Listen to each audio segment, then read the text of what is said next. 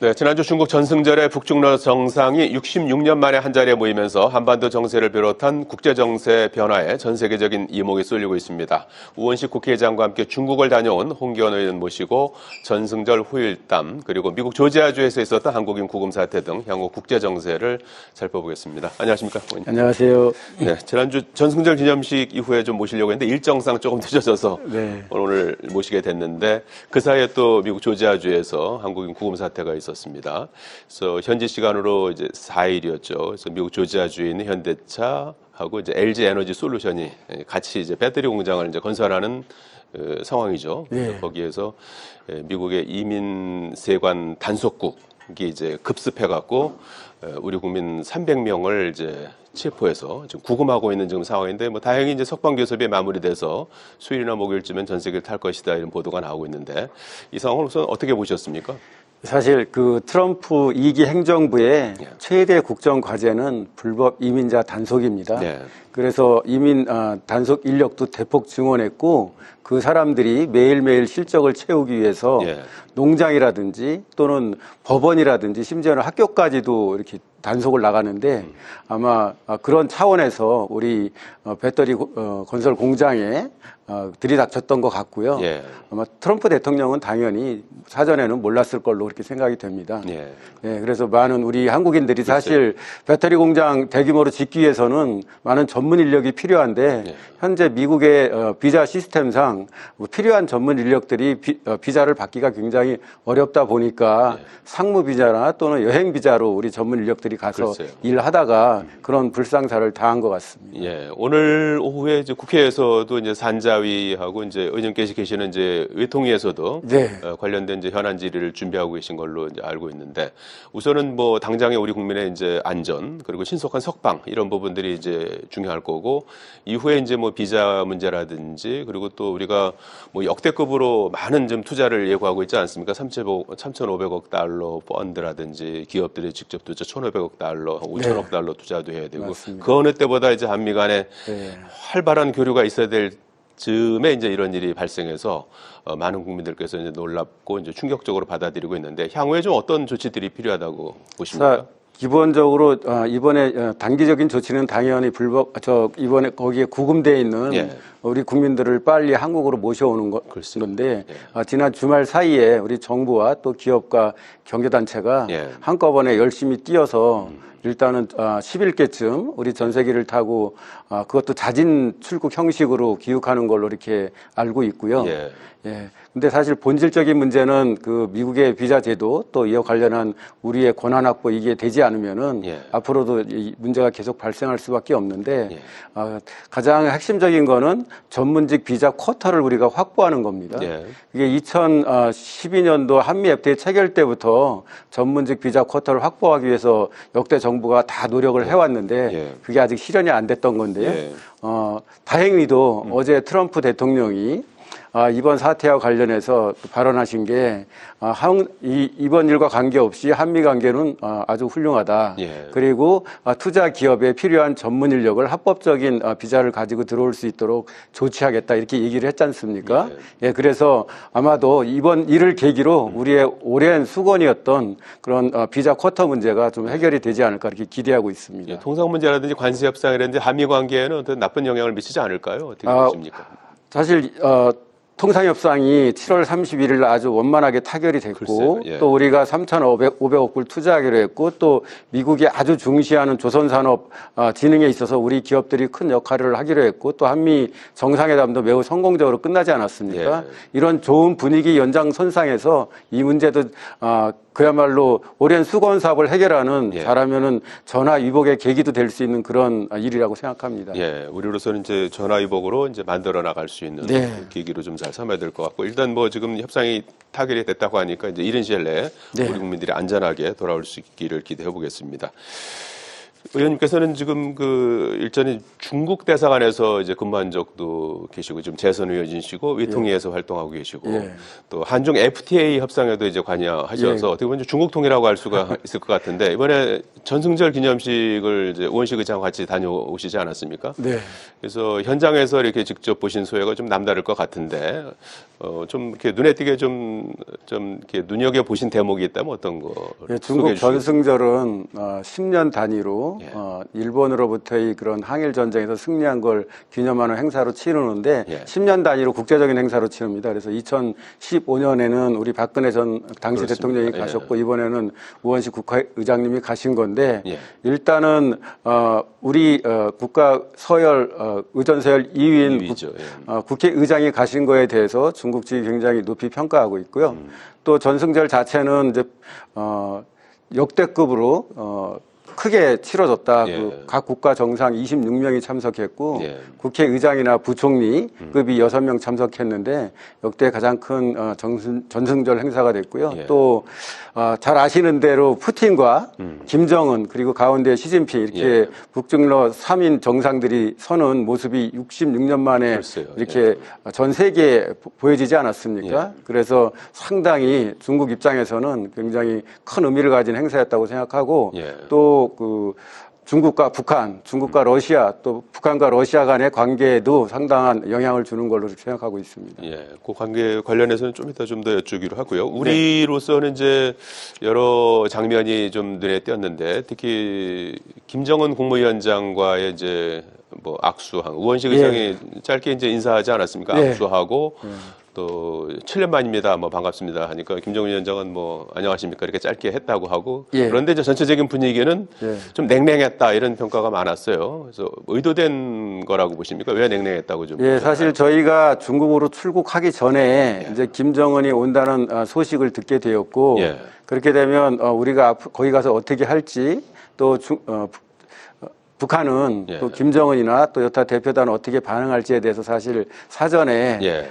좀 논의를 해봤는데 아마 냉랭하게 나올 거다. 아. 왜냐하면은 바로 직전까지 북한 당국이 우리 대통령이나 또는 우리나라에 대해서 굉장히 험한 말들을 많이 쏟아냈잖아요. 예.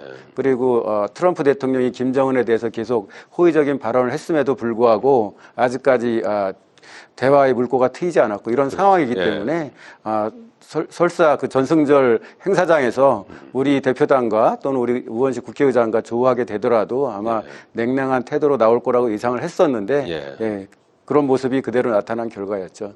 예. 예. 갑자기 이제 분위기를 바꾸긴 좀 그렇고 그래서 전략적으로 좀 냉랭하게 그렇죠. 됐을 것이다 이렇게. 이 남북 관계가 개선되기 위해서는 네. 일단 미국과 북한 간의 관계에 어느 정도 좀 호전되는 모습이 나와야 된다. 저희는 그렇게 판단하고 있습니다. 예. 일단 그 만남 자체가 이제 성과다 이렇게 이제 일각에서는 설명하고 있는데 저는 네. 지금 조금 전에 말씀하신 것처럼 10년 전에 2015년 전승절 기념식에는 박근혜 전 대통령이 참석을 했고 10년 만에 우리가 이제 국가설 의전설 2위인 우원식 의장이 이제 참석하지 않았습니까? 그래서 네.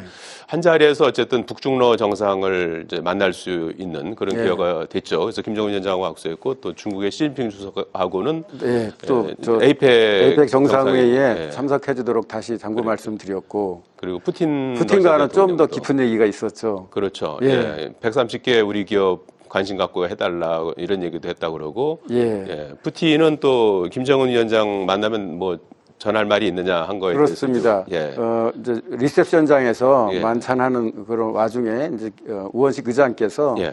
이제 러시아에 있는 우리 기업들이 걱정이 되기 때문에 그랬어요. 푸틴을 만나서 꼭 그 얘기를 해야 되겠다 하는 심정으로 이제 푸틴 있는 자리로 가서 인사를 했더니 푸틴이 일어나서 이제 대화가 시작이 됐고 예. 우리 기업들 130개 기업들이 거기 있는 것은 큰 의미가 있다. 예. 잘 도와달라 이렇게 하니까 푸틴이 예. 먼저 우원식 의장께 남북 관계에 대해서는 한국은 어떤 생각을 갖고 있냐. 또 자기가 잠시 후에 김정은을 만나게 될 텐데 예. 어떤 메시지를 전해주면 좋겠냐 이렇게 적극적으로 얘기한 거거든요. 예. 사실 우리 이재명 정부의 외교정책 방향 중에 이번에 한중 관계도 개선하고 또 한러 관계도 좀 개선해야 되겠다는 뜻을 갖고 있었는데 푸틴 쪽에서 먼저 이렇게 적극적인 반응을 보인 게 큰 의미가 있다고 생각합니다. 예. 어쨌든 우리 북중러 정상과 이렇게 이제 한 자리에서 만나는 그런 기회가 됐고 그 이튿날은 또 자오러지 상무위원장 네. 우리 국회의장 격이죠. 이렇게 네. 또 회담도 하고 하셨는데 전반적인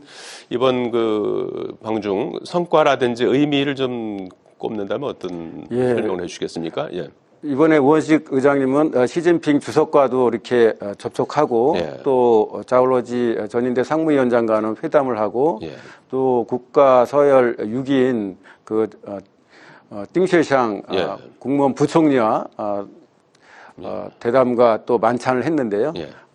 아주 고위층들을 여러 명 한꺼번에 만난 거죠. 예. 네, 그런 점에서 사실 양국 관계 개선에 있어서 가장 중요한 것이 고위층 간의 교류를 확대하는 건데 예. 이번에 그런 면에 있어서 큰 성과가 있었다고 생각하고 예. 또 중국 측도 우리가 우원식 국회의장을 파견한 거에 대해서 예. 굉장히 높게 평가하는 걸로 그렇게 반응을 보였습니다. 예.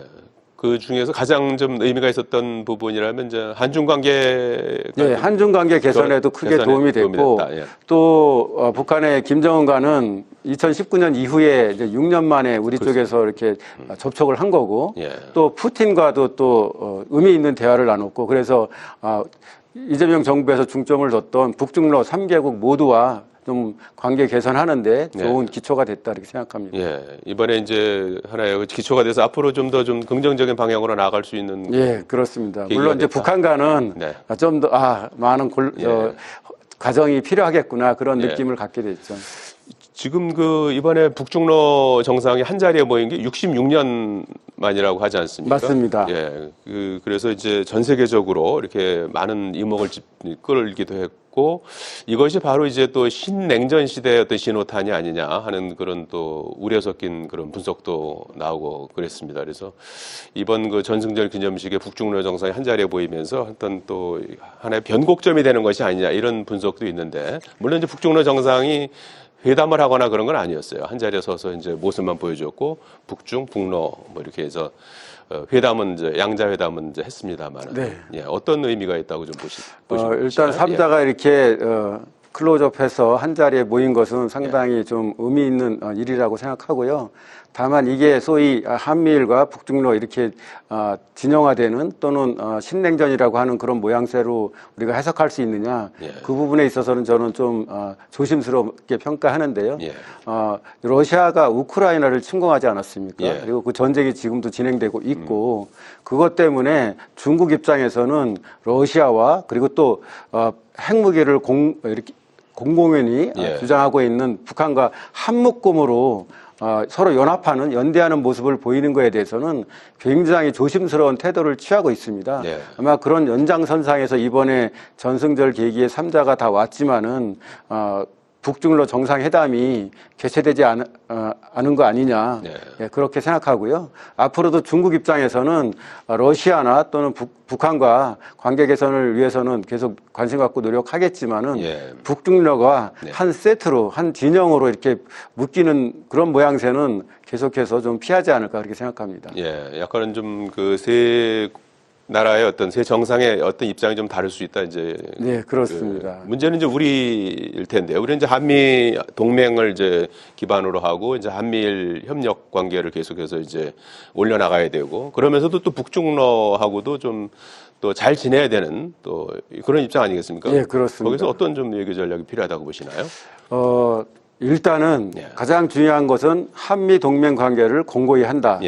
그리고 또 한미일 협력을 좀 더 발전시켜 나간다. 이렇게 하는 것이 가장 기본이 되고 이제 중국과 또 러시아, 북한과 관계 개선하는 문제는 사실 조심스러운 거죠. 왜냐하면 미국이 중국을 경쟁하는 것이 중요한 외교 전략 목표고 또 러시아가 또 아직도 전쟁 중에 있기 때문에 그렇지만은 지난번에 이재명 대통령께서 트럼프 대통령과 정상회담 했을 때 트럼프도 시진핑이나 또는 푸틴에 대해서 계속 좋은 얘기 해왔잖아요. 네. 또 김정은에 대해서도 좋은 사람이라 하고 금년 내에 만나고 싶다는 얘기도 하고 네. 그래서 미국도 비록 그 나라들과 경쟁하거나 또는 대립하지만은 필요한 분야는 또 협력하겠다는 뜻을 이렇게 밝히고 있거든요. 예. 우리도 그런 걸 염두에 두면서 충분히 협력할 분야가 있다고 생각하고 예. 그래서 그렇지만 한국은 여전히 이 주요 국가들에 둘러싸인 가운데 있는 입장에서 예. 외교 안보 정책은 굉장히 예민하면서도 좀 어려운 그런 입장이다. 그런 걸 다시 한번 느끼는 자리가 됐습니다. 예. 그런 점에서 뭐 하나의 시험대랄까요? 아니면 어떤 면은 기회라고 할 수가 있을지 모르겠는데 10월 31일, 11월 1일 경주에서 에이펙 정상회의가 있지 않습니까? 예. 그래서 그 기회에 이제 우리의 어떤 외교적인 어떤 부분을 좀 이렇게 파일을 좀 키우는 그런 자리가 돼야 될 텐데 어떻습니까? 그 참석 국가들은 다 정해졌습니까? 어떻게 예상하십니까? 아직까지 정해지지는 않았고요. 예. 다만 그동안의 과정으로 이제 판단을 할 수 있는데 일단 트럼프 대통령은 예. 이재명 대통령 방미 계기에 본인이 여기에 오겠다는 뜻을 상당히 이제 강하게 비췄고요. 예. 또 시진핑 주석의 경우도 예. 여러 계기에 그러한 메시지를 보내왔고 또 하나는 내년에 중국에서 에이펙 정상회의가 있습니다. 그럼 차기 그 회의 개최국은 통상 해당 연도에 정상회담에 참석하는 게 확립된 관례이기 때문에 이번에 올 걸로 예상을 하고 또 지금 미중 간의 통상협상이 11월 초까지 좀 미뤄진 상황인데 10월 말 11월 1일 그 에이펙 정상회의가 우리나라에서 열리니까 그 전에 미중 간의 협상이 잘 진행된다면은 정말 경주에서 트럼프와 또 시진핑이 만나는 아주 굉장히 빅 이벤트가 벌어질 가능성이 상당히 있다고 이렇게 기대하고 있습니다. 예, 미중 간의 어떤 그 정상회담이 경주에서 성사될 가능성도 그렇게 되면은 예상할 수 우리 한반도 평화를 위해서 또 우리나라 앞으로의 외교 정책 방향에 있어서 굉장히 좋은 그런 신호가 된다. 우리는 좀 어떤 걸 좀 이번 에이펙 정상회의를 계기로 해서 어떤 좀 목표를 정할 수 있을까요? 정상회의 주제는 별도로 있습니다. 뭐 AI 발전이라든지 이런 게 있는데 그런 거는 이제 실질적인 내용인 거고 이 전체적인 그런 국면 차원에서 보면은 트럼프 대통령과 또 시진핑 주석이 오고 또 그 전에 러시아 우크라이나 전쟁이 끝나서 푸틴이 올 수도 있다면은 더 좋고요. 근데 김정은 위원장은 글쎄요. 여러 면에서 볼 때 그거는 좀 쉽지 않겠다. 왜냐하면은 김정은 위원장이 경주에 와서 트럼프를 만나거나 한다면은 사실 성과를 낼 수 있어야 되는데 그러기 위해서는 사전에 많은 그런 작업들이 필요한데 아직까지는 그런 움직임이 보이지 않는 걸로 봐서는 김정은은 오기 좀 어렵지 않겠느냐 그렇게 생각하고 있습니다. 경주가 아니더라도 뭐 판문점이라 이런 데서 트럼프와 이제 김정은 위원장의 만난 가능성이라든지 이 가능성 어떻게 보십니까? 그런 가능성도 조금 얘기는 나오지만 결국은 이제 2018년 19년 이때에 트럼프와 김정은이 세 차례 만났지만 성과 없이 끝났고 그거로 인해서 사실 이 북한을 둘러싼 관계가 굉장히 경색되지 않았습니까? 그래서 이번에 다시 만약 만나려면은 새로운 돌파구, 성과를 낼 수 있는 그런 합의가 회담 전에 어느 정도 실무적으로 이루어져야 되는데 아직까지 북한이 좀 상당히 소극적으로 나오는 것 같습니다. 언론 보도를 보면 트럼프 대통령이 뉴욕 채널 통해서 김정은에게 친서도 전달하려고 했는데 북한 측에서 수령하지 않았다 뭐 그런 얘기가 있지 않습니까? 조금 더 두고 봐야 될 거고요. 특히나 지금 우크라이나 전쟁이 진행 중에 있는데 거기에 북한군도 참여하고 있지 않습니까? 이런 상황에서는 만나서 성과를 낸다는 것은 어렵기 때문에 그런 선결 과제들이 또 어떻게 되는지도 봐야 될 것 같습니다. 예상컨대 그러면 이제 트럼프 대통령이나 시진핑 주석의 이제 참석 가능성은 이제 크고, 상당히 크고, 푸틴 대통령은 이제 러시아 우크라이나 전쟁 상황에 따라 이제 그렇죠. 우크라이나 전쟁이 진행 중인데 푸틴이 에이펙 정상회의에 오는 것은 적절치 않은 상황으로 보이거든요. 김정은 위원장 가능성은 더 낮고 이렇게 이제 예상을 하시는군요. 어쨌든 에이펙 경주 에이펙 정상회의가 외교적으로는 우리로서는 굉장히 중요한 그런 이제 무대가 될 것 같아요. 그 다자 정상회의를 한국에서 여는 것 자체가 굉장히 중요한 일인데 특히나 이번 에이펙 정상회의는 그 계엄 내란으로 인해서 우리나라의 국격이 국제사회에서 많이 떨어졌었잖아요. 예. 그 이후에 처음으로 열리게 되는 다자 정상회의이기 때문에 굉장히 중요하다, 의미가 크다 이렇게 생각하고 있습니다. 예. 의원님께서는 지금 평택갑에서 이제 재선 의원이시고 지금 외통위에서 예. 활동하고 계시고 지난번에 워크숍에서 예. 외통위 차원에서 남북관계 개선을 위해서 좀 더 우리가 노력하자 이런 이제 다짐을 하셨고 이제 국정감사 일정도 좀 변경을 요청했다고 이제 보도가 네. 됐더라고요. 그래서 네. 외통위 차원에서 어떤 목표를 가지고 남북관계 개선에서 어떤 노력을 하실 생각이시죠? 일단 저 지난 정부 시절에도 예. 우리 민주당의 외통위원들은 많은 노력을 했던 게 예. 대북 전단 문제라든지 또는 북한에게 적대적인 그런 정책들에 대해서 문제 제기를 많이 했었거든요. 예. 다행스럽게 이제 이재명 정부 들어서 대북 전단 날리는 것을 사실상 이제 어느 정도 통제를 하고 있고 또 휴전선에 있는 스피커도 예. 철거하고 하지 않았습니까? 지금 우리 외통위에서는 예를 들면 남북 관계 관련한 법들을 고쳐서 예. 그 대북 전단을 법적으로 좀 통제를 강화할 수 있는 그런 것도 하고 예. 또 정부가 북한과의 관계 개선에 있어서 보다 적극적으로 나서도록 예. 질의도 하고 문제 제기도 하고 또 관련한 제도 정비도 하고 이렇게 할 생각입니다. 예. 우리가 여러 가지 평화적인 조치들을 쭉 이제 해오고 있는데 북한이 좀 화답을 좀 해올 수 있을 거라고 보십니까? 언제쯤 해올 거라고 보십니까? 좀 시간이 걸릴 거라고 생각합니다. 우리 외통위 위원들도 예. 이 남북관계 개선이 필요는 하지만 예. 한반도 평화를 위해서는 중요하지만 이거를 서둘러서 할 수 있는 일도 아니고 잘못하면 서둘러서 하게 되면 국민의 그런 마음도 얻지 못하면서 하는 모습을 보이게 되면 예. 오히려 좀 그르칠 수 있다. 그러한 신중한 자세를 갖고 있습니다. 예. 그런 노력들이 이제 언젠가 좀 열매를 거둘 수 있기를 예. 같이 한번 기대해 보겠습니다. 오늘 말씀 고맙습니다. 네, 감사합니다.